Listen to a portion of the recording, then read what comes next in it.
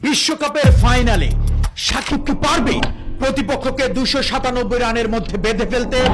বলতে না বলতে এই সাকিব কিন্তু দৌড়ে এসে বল করলেন এবং আউট আউট আউট। প্রস্তুত তামিম ইকবাল বল করলেন bowler over the wicket, cover drive, ball চলে যাচ্ছে গড়িয়ে গড়িয়ে শেষ পর্যন্ত সীমানার বাইরে।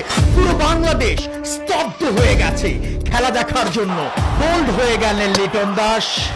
শান্ত ব্যাট করছেন কিন্তু অশান্ত হয়ে উড়িয়ে মেরেছেন, বল হাওয়ায় ভাসছে, 6 হবে কিন্তু না, আউট হয়ে গেলেন।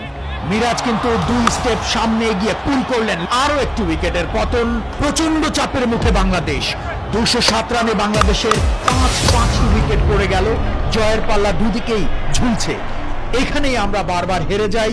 স্নায়ু চাপটাই কি আমাদের ভোগাবে কিনা আবারও? 64 রান করতে গিয়ে এই 5টি বাংলাদেশের লক্ষ্যমাত্রা 298 রান। বাংলাদেশ কি পারবে? এবার কিন্তু বোল্ড আউট হয়ে গেলেন লিটন দাস। শান্ত ব্যাট করছেন, অশনি বলটি তালুবন্দি করে ফেললেন। দুর্ভাগ্য শান্তর। মিরাজ 2 স্টেপ সামনে এগিয়ে পুল করলেন, লং অফে দাঁড়িয়ে থাকা ফিল্ডারের হাতে তালুবন্দি হয়ে গেলেন। ফেলেছে, ওহ নো, শরাফত কিঞ্চিত চুল পরিমাণ গ্যাপের জন্য সাকিব আউট হয়ে গেলেন।